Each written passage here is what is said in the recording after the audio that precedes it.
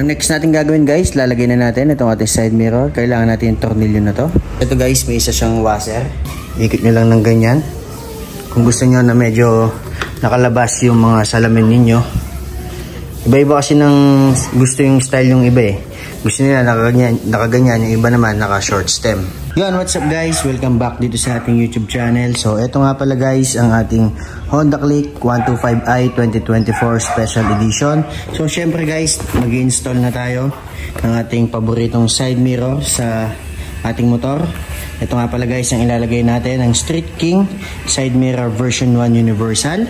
So, papakita ko sa inyo mga boss kung anong itsura niya kapag ka naka-install na to dun sa ating Honda Click 125i. At kung paano install to mga boss, ipapakita ko na din sa inyo step by step. So, ano pang hinihintay natin guys? Let's go!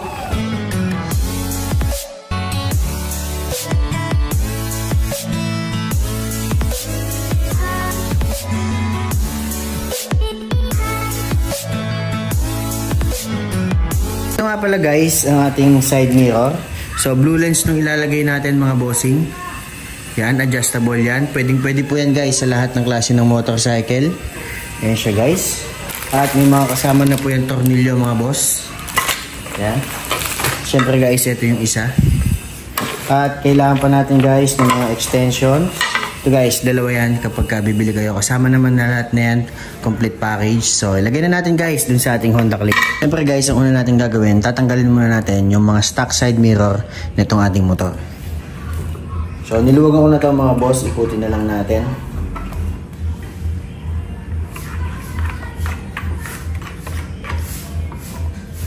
So, ito siya guys. Itabi nyo lang guys para may stock pa din kayo na side mirror para pagka gusto nyo palitan.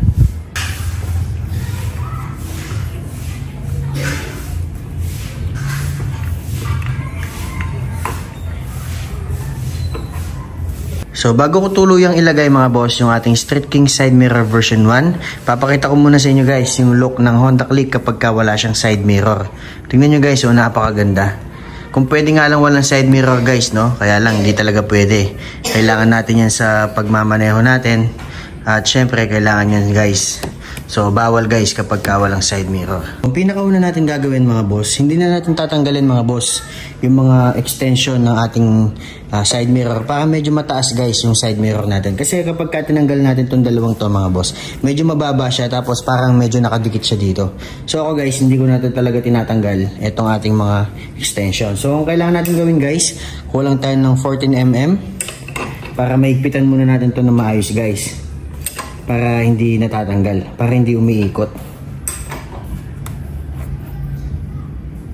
So yan, pag nahigpitan na natin yan mga boss, all goods na. Lagay na natin yung ating Street King. So next naman natin gagawin mga boss, kukunin na natin yung kanyang extension.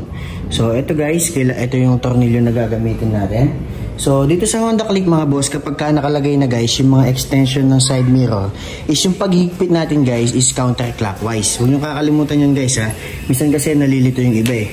So kapag kami ganito guys, yung higpit natin ngayon is counterclockwise. Pero pagka ito naman yung ilalagay natin, ang higpit pa din natin guys is clockwise. Sa Yamaha kasi guys, iba. So minsan nagkakalituhan talaga.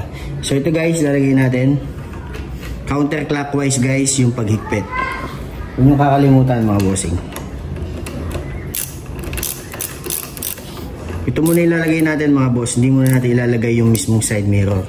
Ipipwesto muna natin guys itong mga extension nya.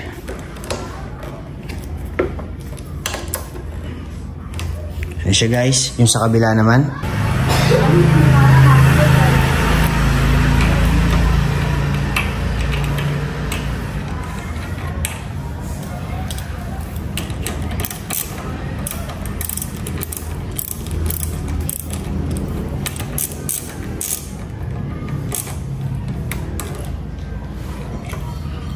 So yan guys, nalagay na natin yung ating mga extension. So kapag naglalagay tayo ng Street King mga boss, uunahin talaga natin ilagay ito. At kapag nailagay na natin siya guys, siguraduhin natin na pantay sila. So bali ito yung setting natin mga boss. Ito yung pinapantay natin. Pero ma-adjust pa din naman natin yan. So ilagay na natin guys yung ating side mirror. Ang next natin gagawin guys, lalagay na natin itong ating side mirror. Kailangan natin yung tornilyo na to. So So, ganun lang siya guys. Itututok lang natin to. Kasi ito guys, may isa siyang washer.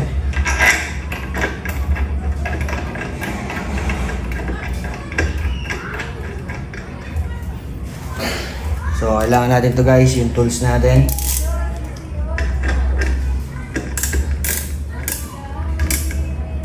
So yun guys, kapag ka nakalagay na yan, pwede na natin siyang i-adjust para makita natin yung tamang posisyon. So ito naman mga boss, yung sa kanan. So basic lang mga boss.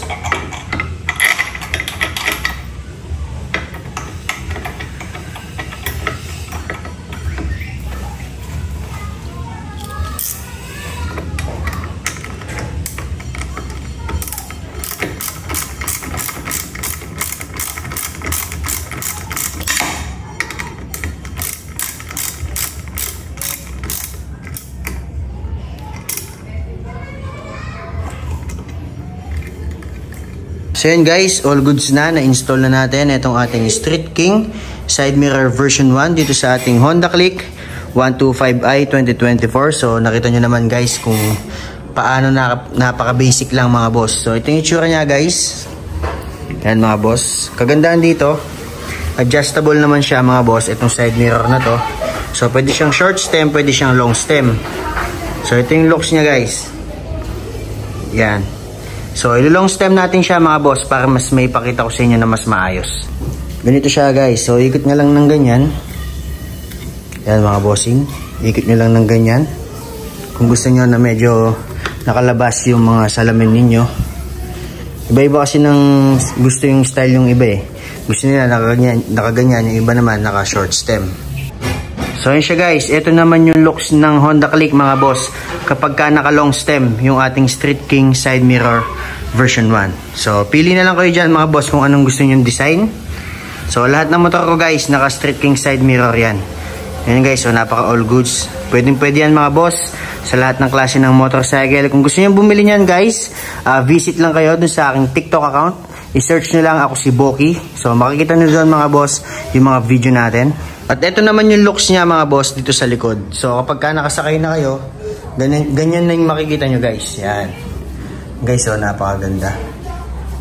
So, ganun lang ka-basic mag-install mga boss nitong ating Street King. So, ayan siya guys. So, di ko na nilalagay yung takip niya mga boss kasi para sa akin mas maganda kapag nakalitaw yung mga tornilyo niya. So, yun lang guys. Sana may natutunan kayo dito sa video natin ngayon. So, kung nagustuhan nyo yung video natin guys, please like, share, and subscribe dito sa ating YouTube channel. So, alam nyo na guys, kita-kita na lang tayo mga boss sa susunod natin na video. Maraming salamat!